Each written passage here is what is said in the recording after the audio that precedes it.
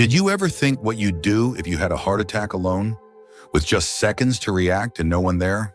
That split second can change everything. This video was made with care and urgency for older adults who live alone or know someone who does. Because here's the truth. When a heart attack strikes, every second matters. And if no one's around to help, what you do next could mean the difference between life and death. Now don't worry. We're not here to scare you. We're here to empower you, to give you 5 clear, life-saving actions that can keep you alive, even if help is 10 minutes away.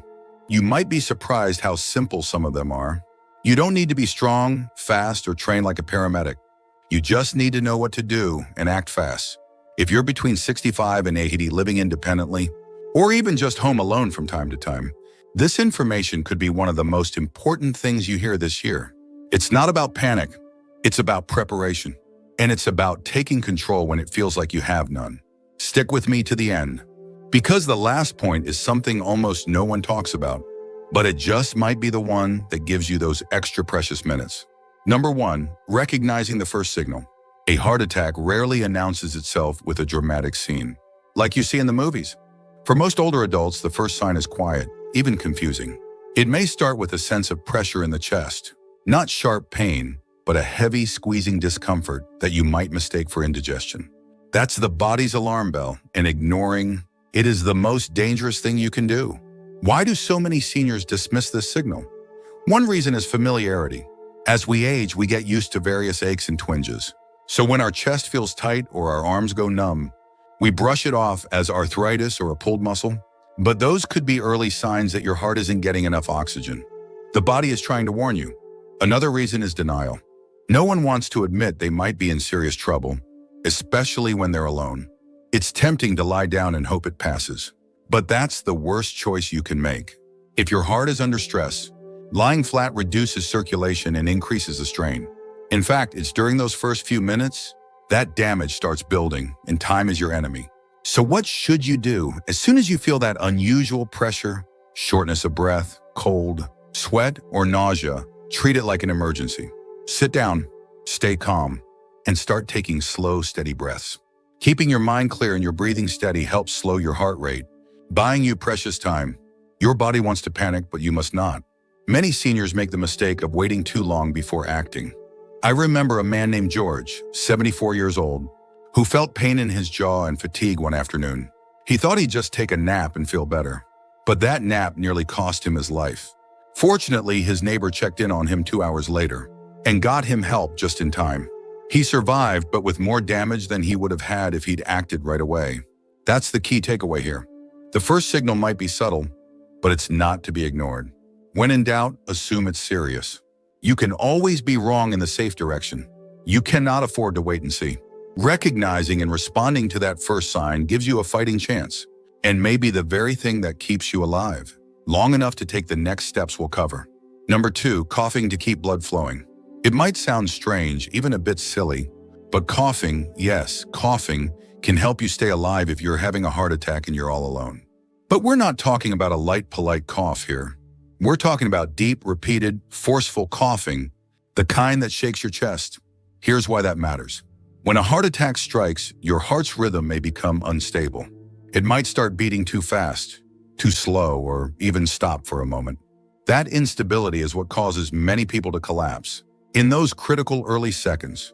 But when you cough hard and deep every few seconds, you're doing something very powerful. You're forcing your chest muscles to contract, which helps push blood through your heart and to your brain. It's like giving your heart a manual assist until you can get proper help. Now, this isn't a cure. It's not going to stop the heart attack, but it might keep you conscious, just long enough to call for help or to get somewhere safe. That window of time, those 10, 20, 30 seconds, can make the difference between collapsing alone and surviving until help arrives. I remember reading a story about a 68-year-old woman named Linda. She lived alone, and one night she felt dizzy and started sweating heavily. She remembered something she'd heard in a senior health class. If you feel faint and suspect a heart attack, cough hard. So she did. Between each breath, she forced out a strong cough, over and over, and it kept her alert just long enough to dial 911 and unlock her front door. The paramedics said later that her quick thinking likely saved her life. Why does this work? Well, coughing helps maintain circulation and oxygen supply, even if your heart is fluttering. It's especially helpful if you start to feel faint and can't get up. Think of it as your body's emergency backup pump. It's not a substitute for medical care, but it can be your bridge to survival. But here's the catch. Most people have never heard of this, and even if they have, they forget it in the moment because panic takes over. That's why it's so important to remember now, to mentally rehearse it, to know that if you feel faint or your chest tightens suddenly, you have one tool you can use instantly. Start coughing, deep, steady, forceful coughs, like you're trying to clear something big from your lungs.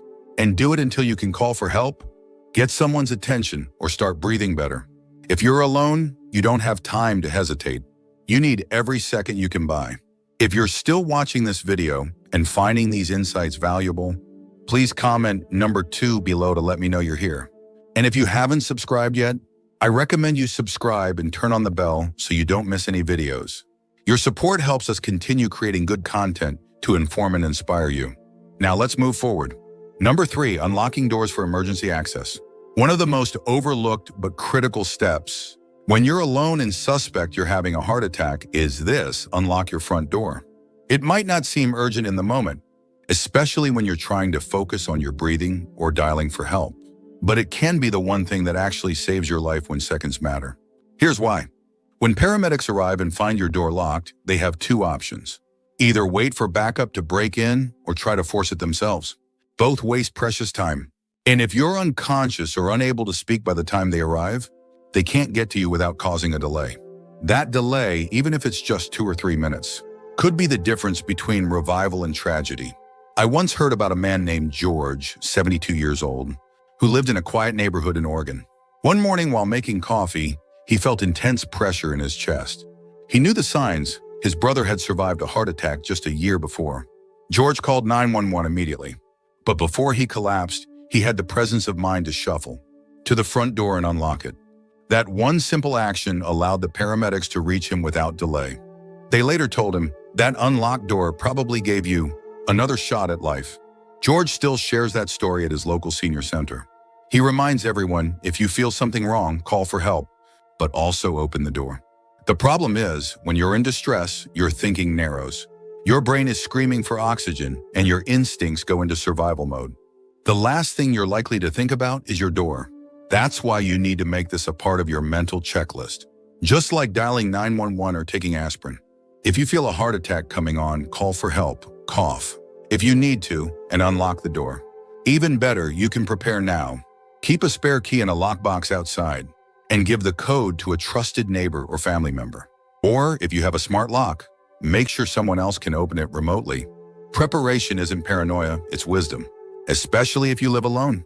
This tip is also important for anyone who cares for an aging parent or spouse. You may not always be home when something happens. Making sure your loved one knows this small step can bring peace of mind, not just for them, but for you as well. So if you're ever alone and feel that sudden heaviness in your chest, shortness of breath, or that sense of doom many describe, remember this: unlock your door. It's the kind of simple, practical step that doesn't take energy or special knowledge. Just a quick twist of the wrist that could let help in faster and keep you alive longer. Number 4, chewing aspirin to thin the blood.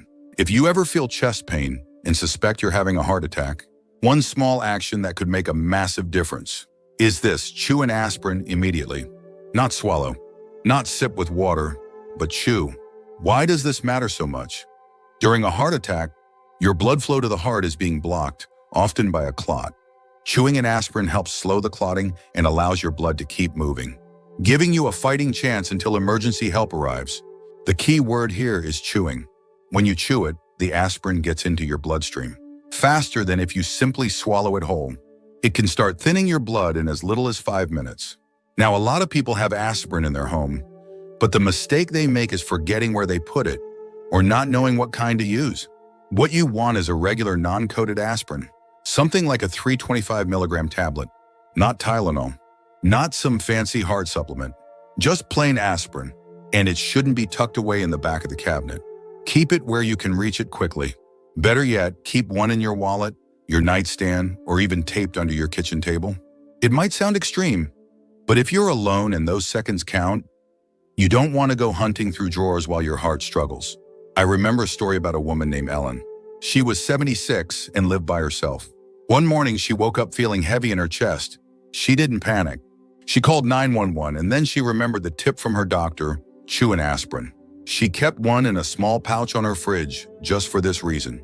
By the time the ambulance arrived, her symptoms hadn't gotten worse, and the hospital confirmed that early aspirin likely prevented major damage. She was home 2 days later, walking, smiling, and back to gardening. You see, it's easy to dismiss something as simple as aspirin.